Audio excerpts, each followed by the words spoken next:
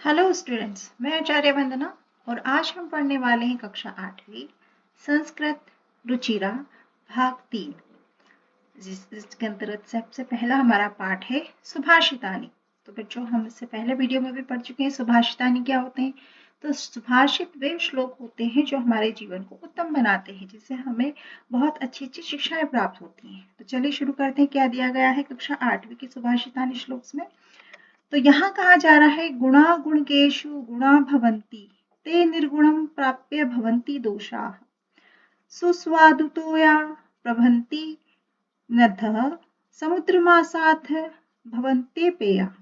तो यहाँ कहा जा रहा है कि गुण जो अच्छी आदतें होती हैं, जो मैनर्स होते हैं, है ना, तो गुण जो होते हैं वो गुणी जनों यानी कि जो अच्छे लोग होते हैं गुणियों में, है ना, तो वह गुण ही बने रहते हैं।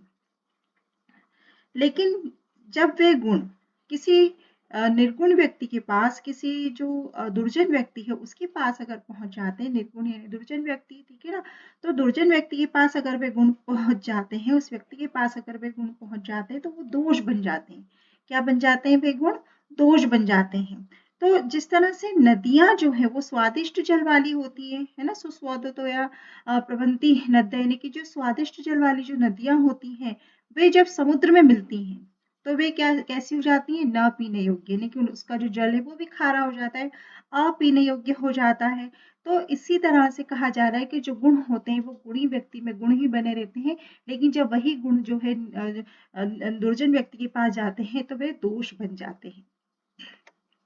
चलिए आगे कहा जा रहा है साहित्य संगीत कला विहीन साक्षात पशु पुच्छ विषाणहीन तृण न खादन्नपि जीवमानः तद्भागधेय परम पशुनाम। तो यहाँ कहा जा रहा है कि साहित्य संगीत और कला विहीन, यानी कि जो साहित्य है हमारे, है ना, तो साहित्य संगीत और कला से विहीन यानी कि कला से जो रहित व्यक्ति है वो सींग और पूंछ से रहित, है ना, सींग और पूंछ से रहित साक्षात पशु के समान है। तो कहा जा रहा है कि अब जैसे जिस व्यक्ति के अंदर कला के प्रति कोई लगाव ना हो, साहित्य के प्रति लगाव ना हो, संगीत कला इन सब के प्रति जिस व्यक्ति में कोई लगाव ना हो, वो पूरा पशु के समान होता है। तो वो कैसा पशु दिखता है? साक्षात पूंछ और सींग से रहित, है ना, उसके ना तो पूंछ होती ना सींग होता है, लेकिन वो पशु के समान होता है। तो कहा जा रहा है कि वह घास ना खाते हुए भी, तृण तृण मतलब घास, तो कहा जा रहा है कि वह घास ना खाते हुए भी, खादन यानी कि ना खाते हुए भी वह जीवित है। ठीक है, यह तो पशुओं के लिए परम सौभाग्य की बात है कि एक मनुष्य जो है वो पशु के समान है, लेकिन वो घास नहीं खा रहा है, लेकिन वो है उनकी कैटेगरी का, क्योंकि उसके अंदर वो साहित्य संगीत और कला के प्रति उसका कोई लगाव नहीं। तो ऐसा व्यक्ति कैसा माना जाता है? साक्षात पशु के समान। अब आगे यहाँ कहा जा रहा है लुब्धस्य नश्यन्ति यशः पिशुनस्य मैत्री नष्टक्रियस्य कुलमर्थपरस्य धर्मः विद्याफलं व्यसनिनः कृपणस्य सौख्यं राज्यं प्रमत्तसचिवस्य नराधिपस्य। तो इसका अर्थ ये है बच्चों कि कहा जा रहा है कि लोभी, जो लुब्धस्य का अर्थ होता है लोभी का यश, है ना, लोभी जो होता है उसका यश समाप्त हो जाता है, लोभी जो है उसका यश जो है समाप्त हो जाता है। फिर कहा जा रहा है कि जो चुगलखोर है ना, तो चुगलखोर की जो मित्रता है, क्योंकि भाई हर इंसान जो चुगली करेगा तो उसकी मित्रता, कोई इससे मित्रता करेगा ही नहीं, तो चुगलखोर की मित्रता।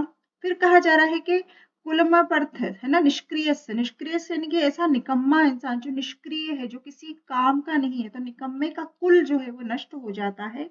और अर्थपरक यानी कि स्वार्थी, जो स्वार्थी व्यक्ति जो होता है, अर्थपरक जो होता है, स्वार्थी व्यक्ति का जो धर्म है वो नष्ट हो जाता है। और व्यसनी, व्यसनी जो ज्यादा विलासिता में रहते हैं, उस व्यसनी की विद्या का जो फल है ना, जो भी उसने विद्या अर्जित की है उसका फल जो है वो नष्ट हो जाता है। और कंजूस, कृपणस यानी कि जो कंजूस होता है, तो कंजूस का सुख। और प्रमत्त, मंत्री वाले का, मंत्री वाले जो राजा होते हैं ना, कई बार जो राजा रहता है उसका जो मंत्री रहता है बहुत ज्यादा विलासिता वाला रहता है, बहुत ज्यादा बोलेंगे हम कि बहुत ज्यादा लालची और भ्रष्टाचारी होता है। तो इसलिए कहा जा रहा है कि जो प्रमत्त मंत्री वाले राजा का राज्य जो है वो बहुत ही जल्दी नष्ट हो जाता है। एक बार फिर से समझो इसे, लोभी का यश चुगलखोरों की मित्रता, निकम्मे का कुल और अर्थपर का धर्म, व्यसनी की विद्या, कंजूस का सुख और प्रमत्त मंत्री वाले राजा का राज्य शीघ्र ही नष्ट हो जाता है। तो हमें इन बुरी आदतों से हमेशा दूर रहना चाहिए। फिर आगे कहा जा रहा है पित्वा रसम तु कटुकम मधुरम समानम माधुर्यमेव जनयेन मधुमक्षिकासु संतस्तथैव समसज्जन दुर्जनानाम श्रुत्वा वचन मधुर सुक्त रसम सजंती। तो अब यहाँ कहा जा रहा है बच्चों के पित्वा रस तो कटुकन मधुरम समानम, कि वह मधुमक्खी तो कड़वे रस को पीकर, जो मधुमक्खी है फूलों का रस पी के फिर शहद बनाती है, तो जो वो रस है वो कड़वा होता है। तो कहा जा रहा है कि वह मधुमक्खी कड़वे रस को पीकर मधुर के समान, यानी कि मीठा है ना, मीठा मधुरता वाला जो है रस उत्पन्न करती है, यानी कि शहद उत्पन्न करती है। उसी प्रकार जो सज्जन व्यक्ति होते हैं, है ना, जो अच्छे व्यक्ति होते हैं, जो सज्जन व्यक्ति होते हैं, वो दुष्टों के कटु वचन सुन के क्या करते हैं, वो दुष्टों के कटु वचन सुनकर भी जो है सज्जनों के समान मधुर सुक्तों के रस वाली वाणी बोलते हैं। यानी कि कुछ लोग होते हैं ना, जैसे कि किसी ने उनको कुछ बुरा भला कहा तो वो भी बुरा भला कहने लगते हैं, अपशब्द कहा तो अपशब्द कहने लगते हैं। तो जो सज्जन व्यक्ति रहते हैं वो अपशब्द सुनकर भी वो मधुर वचन ही बोलते हैं, क्योंकि उनके नेचर में ही यही होता है। तो कहा जा रहा है कि जो मधुमक्खी है वो कड़वे रस को पीकर भी मधुर, जो मीठा रस है शहद वो उत्पन्न करती है। उसी प्रकार जो सज्जन व्यक्ति होते हैं वो दुष्ट मनुष्यों के कटु वचन को सुनकर भी वो मीठे वचन ही बोलते हैं। चलिए आगे दिया जा रहा है विहाय पौरुषम यो ही देव मेवावलंबते प्रसाद सिंहवत तस्य मूर्धन मुधिन तिष्ठन्ति वायसा।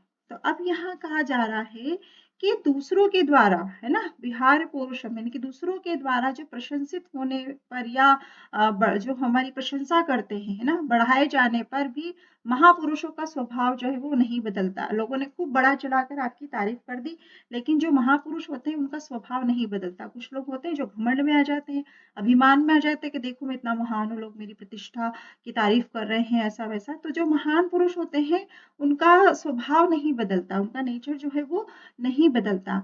ठीक उसी प्रकार, है ना, तो तस्य मूर्धन तिष्ठति वैसा, यानी कि ठीक उसी प्रकार जैसे संख्याओं में 9 जो अंक है वो अपना स्वरूप या अपना आकार नहीं छोड़ता, उसी तरह से जो सज्जन व्यक्ति होते हैं, जो महान व्यक्ति होते हैं, वो अपनी तारीफ या अपनी प्रशंसा सुनकर अपना स्वभाव नहीं छोड़ते। अब आगे यहाँ कहा जा रहा है पुष्प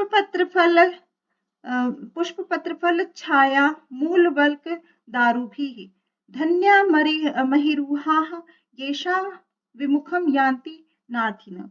तो यहाँ कहा जा रहा है कि पुष्प फल, है ना, पुष्प पत्ते, पुष्प यानी फूल, पत्ते, फल, छाया, मूल, है ना, कंद मूल जो है वो सब जो है हमें पेड़ प्रदान करते हैं। तो धन्य महिरूहा, तो ऐसे पेड़ जो है वो धन्य है ना, येषा विमुख यान्ति नार्थिन, और वे कभी भी अपने कर्तव्यों से जो है विमुख नहीं होते, वो सदा परोपकार के लिए ही फलते फूलते हैं और दूसरों को, यानी कि हम मनुष्यों को, पशु पक्षियों को आसरा देते हैं और पशुओं को भोजन देते हैं, उनके पत्ते जो है वो पशु आहार के रूप में लेते हैं, हमें फल देते हैं, छाया देते हैं, कंदमूल देते हैं। तो ऐसे वृक्ष जो है वो बहुत महान होते हैं, जो दूसरों के जीवन के लिए, अपने परोपकार के लिए वे जीते हैं। अब आगे यहाँ कहा जा रहा है कि चिंतनीया ही विपदा आप आदावेव प्रतिक्रिया न कूप खनन युक्तम प्रदीप्यम विहना ग्रहते। तो यहाँ ये कहा जा रहा है कि जब भी कभी ऐसी विपत्ति के समय आता है या चिंता का विषय आता है, तो उस समय हमें रिएक्ट नहीं करना है, हमें कोई ऐसी प्रतिक्रिया नहीं करनी है। क्यों? क्योंकि जिस तरह से जो एक दीपक जब जलता है तो वो भी एक समय जो पूरे कमरे को, किसी अंधेरे कमरे को, पूरा जो अंधेरा घर है उसको रोशन कर देता है। एक छोटा सा दिया भी जो है वो एक अंधेरे कमरे में भी रोशनी उत्पन्न कर देता है। उसी तरह से हमें कभी भी अपने परेशानियों से घबराकर और चिंतन में समय व्यतीत करना चाहिए, चिंता नहीं करनी चाहिए। चिंता और चिंतन दोनों में अंतर होता है ना, तो हमें कभी चिंता नहीं करनी चाहिए, अच्छे समय का हमें जो है प्रतीक्षा करनी होगी। तो बच्चों ये था हमारा पाठ सुभाषितानी। तो मुझे उम्मीद है कि आपको बहुत अच्छे से समझ में आया होगा। थैंक यू बच्चों।